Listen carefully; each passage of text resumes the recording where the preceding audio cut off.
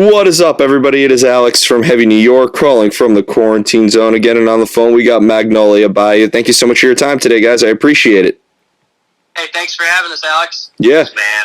it's awesome to have you here. And before we started rolling, yes, I did have to rehearse on pronouncing the band name a good 20 times. So thank you guys for actually helping me out with that. Sure thing, man.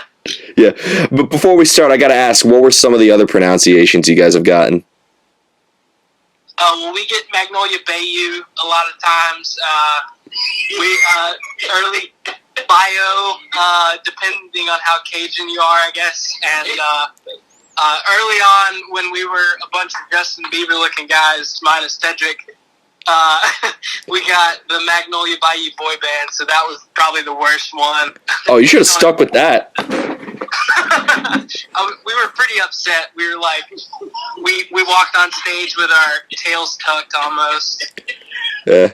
Well, definitely is nothing like Justin Bieber, I could say that much, because the new album, Strange Place, absolutely kick-ass. It came out this past September. You guys just want to talk about like how the making of Strange Place was? Was there kind of like a preconceived idea on how you wanted this to sound? How did Strange Place sort of like come to be?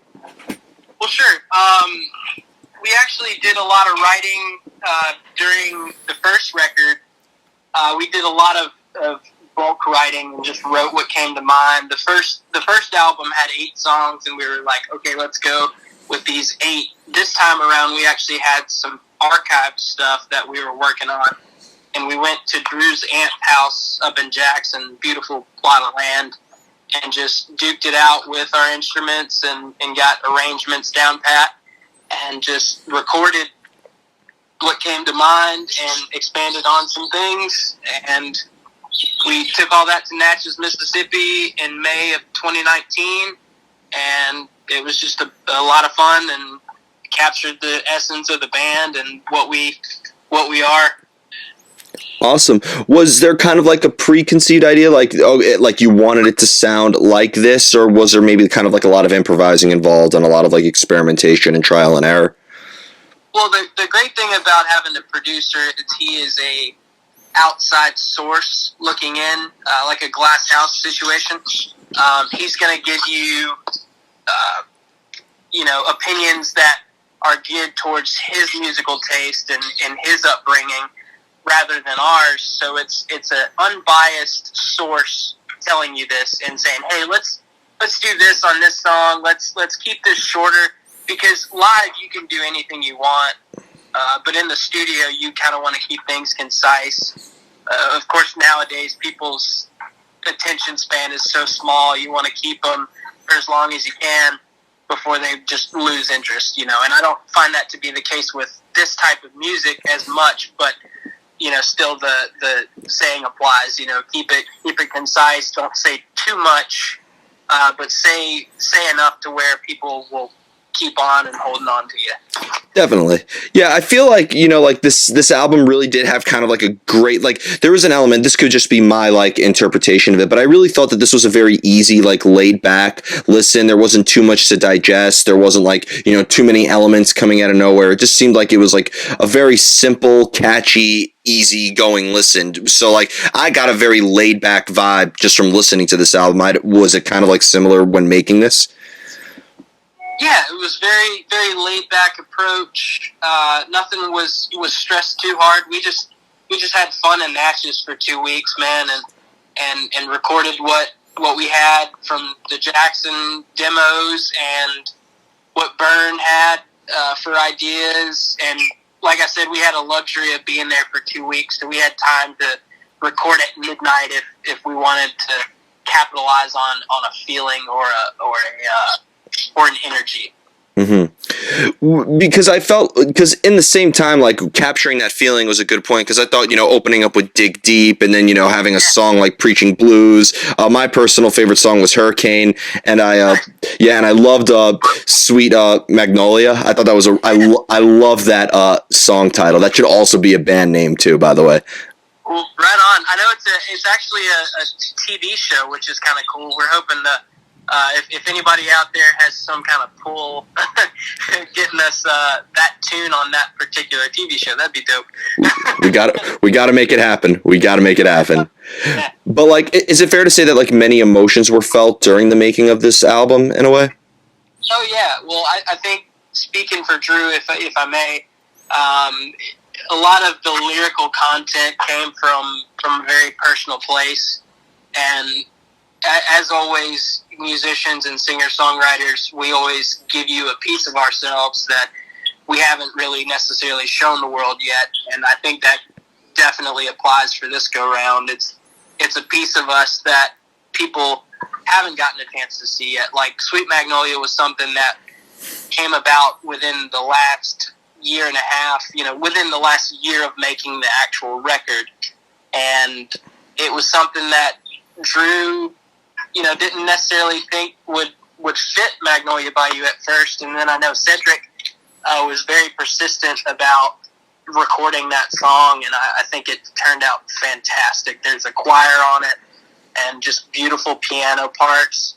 I know me as a guitar player, I had no idea what I was going to do for that one because it was just so full as it was. I was like, what am I going to do on top of what's already there? Yeah. Do you find it harder to maintain that emotion or that emotional spark, though, if you're working on a song for a long, extended period of time? It can deter from the overall energy that you have initially. I know a lot of times we would do a take. We would typically nail it within the first 4 major takes, but you have to kind of play it twice for the producer and the engineer and see what they have for it before you go in to lay the actual thing down. And some of that stuff they lie to you and kind of use psychology against you, and they'll say, yeah, we're not recording this take, and then they'll record the entire thing and say, all right, yep, that was the take. You're like, what? Yeah, because like it's funny too, because like you obviously don't want to rush the song, but at the same time, if you're trying to capture a moment, it's almost kind of like a damned if you do, damned if you don't situation. Exactly, and we find that to be the case in rehearsals a lot of times. We were actually on an interview yesterday where I was talking about that. He said, do you guys record every single thing you guys do at rehearsal? And I said, no, but we probably should, Yeah, happy accidents, they happen a lot. Yeah. Yep. Bob Ross. Exactly. We're going to put some happy little blast beats right here. Happy little blast beats here. Yep. A little chug, little diminished chord here. Happy accidents. Yep. And remember, it's your world. You could put as many beats as you want in there. If you want to be a poser, go right ahead. Yep. Now, kind of like, because you mentioned that like a lot of these songs came from personal places. So has there ever been a time where maybe like lyrics or the subject matter in itself can determine dictate the direction of the sound as well? Well, man, that sounds like that's a thing for Andrew to answer on the lyrical part. Mm. It just depends. Like you said, when we write stuff, I mean, there's no real direction and where the song is going to go. I guess I can speak with Drew and says, I guess if the song, for example, has a little bit more harder edge, he might try to go to a place of, maybe aggression or talk about more serious stuff or content in the song. And, obviously with the softer side, he tries to bring out a little sensitivity and things of that nature with it. Mm-hmm.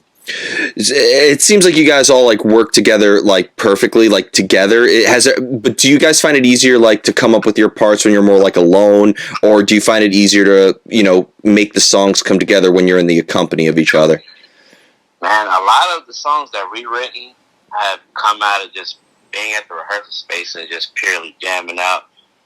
Like we were saying the other day, a lot of our ideas, we record our ideas and put them on our phones, and we'll go back to it. And if we're writing a new song, we'll go back and say, hey, let's try this part out, and this and that, or that kind of thing. And a lot of times we'll just show up, somebody will play a riff, and it might turn into a song, or it just might be shelved into a future idea. That's pretty much how we operate, unless Drew or Dylan has a riff, and it's pretty much complete. And then we'll try to hammer it out and at least get the music down with the lyrics. And they'll come later, just depending on where Drew is at. Creatively with his words, what he wants to do with that particular song. Mm-hmm. Yeah, and because I found the music to be very technically impressive. I like the craftsmanship behind it. It feels like you made every note and every beat count. So, do any of you have a theoretical background by any chance? No. Well, I think Cedric and I definitely. I wouldn't say necessarily technically proficient. I think we're too humble to admit that, you know what I mean? But I know personally I've been playing for 15 years now, and I started playing drums when I was 16. I always wanted a drum set my whole life. My parents, I did 6th grade band, and I was like, man, this music's kind of boring, so I ended up flunking out, and I didn't go to none of the concerts. I don't want to play this music, I wanted to play all the hard rock and roll and stuff. And I grew old, and I was like, well, you got to learn to crawl before you walk, kind of thing. So I don't think I'm the most technically gifted drummer out there. I really call myself meat and potatoes with a little, seasoning in it. I can't believe how many musicians in rock and metal actually started in the marching band. That's how Pantera formed. Yeah. Actually, it's funny that you mentioned that in my realm, and as well as Josh's and Drew's. Josh and Drew were both on drumline, and I was in indoor percussion as well as marching band. Granted, I'm the guitar player, so they don't necessarily want me marching around with a wireless pack. That gets expensive, right? So yeah, they. So Drew, Josh, and I all grew up in marching band and jazz band and things of that nature. Okay, and does that at all influence what we hear in Strange Place? I wouldn't say necessarily. It's great that we know musically what we're doing in a way, but it's also cool to kind of see where things go based off of feeling and emotion and things like that. Musically we may say, hey, go to the 4 chord, go to the 5 chord, blah, blah, blah, things like that we understand. But I don't think necessarily the jazz roots and things like that took over in this entity per se. More or less. Yeah, I guess we know what we're doing, I guess, in a way, and we've kind of capitalized on the sound that we've kind of set in place. So we're just growing as musicians and as a band. I think over time you learn your sound and you learn what fits, and you embark on a different journey here and there and see where it goes. But that musical knowledge will always stay with you as long as you're exercising that muscle. Yeah, and I think in the end, it's stuff influences you one way or another. Yeah. It's all based off of what you love and what you play. Personally, I'm a huge Allman Brothers fan and fan of Skynyrd and Led Zeppelin and things like that. So I think that comes out in my language of playing rock and roll, and so on for Cedric and Josh and Drew. We all listen to different things in our own time, but we all have that rock and roll niche, surrounding what we're doing. So we may come to rehearsal one day and I may be in a super funk mood and just jam some funk with Cedric and Josh till Drew gets warmed up and we're ready for rehearsal. But we try to exercise as many musical muscles as possible in this band. Definitely. Do you think that maybe the making of Strange Place opened up more doors and you guys discovered new stuff about yourself that could be incorporated in the future? Oh, yeah. There's a couple things, I think we all wanted to do on this album, but, we're limited in certain ways to creatively do certain things. But But I think, from the first album, this album, there's definitely a contrast. It's still the same Magnolia Bayou. It's just, I think it just cranked it up a little bit and kind of sharpened up the sound more. And, we're not staying in the same one place, a certain sound. I think as, years go on, we'll keep creatively developing and trying new things and, just make it fun and keep discovering new things about our playing and the music that we produce. Definitely. When it comes to playing live, because you mentioned that like when you're playing live, you could kind of like do anything you want at this point, and you mentioned that the studio is more confined. So like, do you sometimes maybe like adjust the songs a little bit differently, or maybe throw in some extra notes in each song to kind of change up the live presence, make it a different experience than a simply listening experience? Oh, yeah. I mean, to quote Jimi Hendrix, he said at one point, if you want to hear the record, go home and spin it. When you go home and when you come to a live show, I want to give you your money's worth. So I know for me personally, a lot of songs that we put on Strange Place that I played, I end up kind of changing up a little bit for the studio version than I do live because, I just kind of skim the pad a little bit, to make it more presentable, I guess, putting a nice suit on it or whatever you can call it. Yeah. But, yeah, there's definitely a big contrast. We have a little bit more fun on stage, but I think that's where we thrive more. We have more fun, make it organic, and it's just fun, man. You want to give people a good show. I mean, the point being, just have fun with it. Definitely. That's the whole point of it. And you also, personally, you quoted it best, man, by calling it an experience. That is exactly what people are paying, 20, 30, 40, $100 for, depending on the band, is you're going for that experience and that memory and that day. A lot of people, kind of present chapters of their lives by, the bands they listen to or how many shows they've seen that year. So it is by all means an experience. That's what you're paying for. Definitely. It's not just like, people are like saying how much they miss concerts. Everybody misses concerts right now, and with the way that the world is, it's not even just seeing the band though. It's like the camaraderie, the interaction. Yeah. It's like all five senses are immediately elevated when you go to a show. Yep. Absolutely, man. That's absolutely, what it feels like and what it means to us is it's become this camaraderie, family-based thing that really just derived from us growing up listening to music and loving, the powerful aura and the energy that it encompasses. Like, for me, I grew up, kind of in the shadows of my cousins playing guitar and stuff like that. So I always looked up to that. And that just, it put this bug in me, that I had to do that, you know what I mean? And it just your family and friends surround you at the shows and stuff like that. And it just makes it all the better, mm-hmm. And you meet new people and experience new things. So yeah, like you said, man, all five senses are definitely being, used right there. Definitely.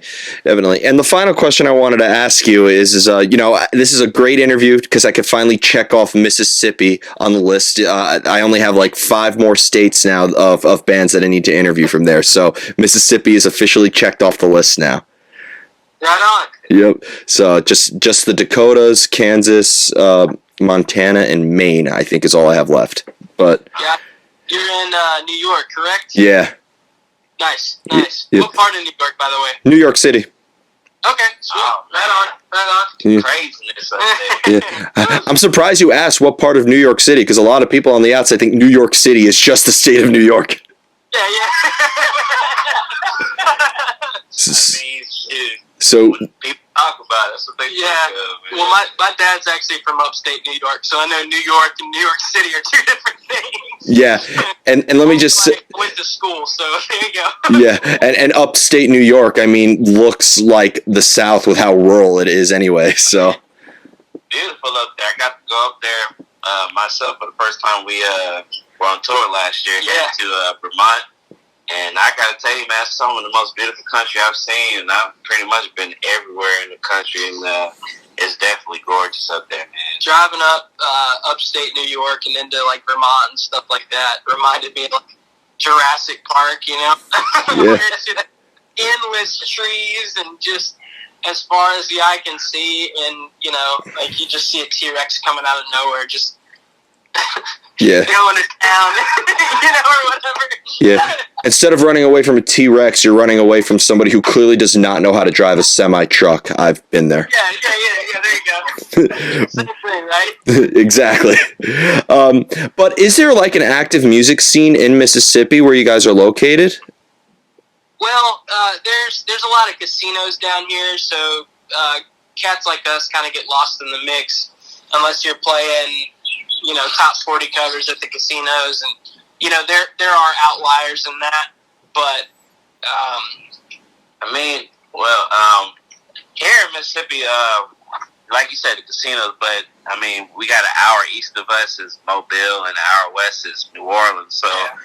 Which is where we travel out of state a lot to play a lot of our gigs, mostly because there's just honestly a little bit more opportunities to play in front of, you know, places that are open to, I guess, more original bands and stuff. And but there used to be a thriving music scene down here back in the day that I was a part of. But you know, as you know, some things change, and you know, a lot of people that were in bands here, you know, got married, had kids, or just ended up just moving, getting other jobs, and things like that. So, but I mean, we're blessed to have two great cities in between us and great place. I'm hoping, you know, the music scene down here in South Mississippi will kind of come back alive again. But, you know, we got great friends doing the casino circus, and they're wonderful at what they do. And that just kind of keeps the music alive, Ryan. Yeah, it's always good. Like even if the city that you're in doesn't have something going on, it seems sort of easy to kind of travel and play elsewhere as well. Yeah, definitely. And we actually do have a great group of buddies in Hattiesburg, Royal Horses, who I think now have become like, you know, brothers of ours in the rock country world. We're not necessarily country per se, but they have a country twist and kind of a bluegrass thing. It's just really neat what they do, and great group of friends. Always love jamming with those guys. But like you said, we've got New Orleans to the west of us and Mobile to the east of us. And we're also a part of a really cool thing called the Americana Music Triangle. And a friend of ours, Aubrey, kind of set that up. But what it is from New Orleans to Vicksburg to Memphis and back down to Mississippi, the coast of Mississippi. It's responsible for 9 distinct musical genres, like the birthplace of 9 distinct musical genres, and it's just really cool that the Mississippi soil is kind of being fruitful again, you know? Yeah, definitely. I feel like just the South in general is bringing up some great bands, and I really look forward to hearing more. Absolutely, man. You nailed it. Yeah. So before we go, I want to thank you guys so much for your time today. Great to talk with you. And again, check Mississippi off the list. Yeah. But is there just anything else with Magnolia Bayou that you would like to promote? Obviously, thanks to a virus that shall not be named, obviously shows aren't happening at the moment. But I'd imagine that when all this is said and done, you guys will be hitting the road quite a bit. Is there a chance you could come back up to New York City one day? Yeah, man. We would love to hit up New York. I know we hit Vermont, kind of unintentionally skipped over New York. Of course, New York's such a hard market to break into, but we do have a booking agent now that hopefully will get us up that way. I say hopeful, but I'm sure he will. But anyway, we will be to New York as soon as possible. We actually do have a live stream on October 1st. That's this coming Thursday with the Tree of Forgiveness. Actually, Vito is based out of New York, which is cool. A little shout out to Vito and Barry from Tree of Forgiveness. But on October 1st, we'll be doing a virtual album release for Strange Place. playing the album in its entirety, and we probably won't do that again for a very, very long time. So, very unique opportunity there, and we'll also be playing a set of our favorites from the first record, as well as some really cool covers, like some Pink Floyd, maybe, and some Zeppelin, maybe. Awesome. Well, thank you guys so much. Look forward to checking that out. Everybody, we are here with Magnolia Bayou. Be sure to pick up Strange Places if you haven't already and check them out on their live stream October 1st. This is Alex from Heavy New York. We will see you next time.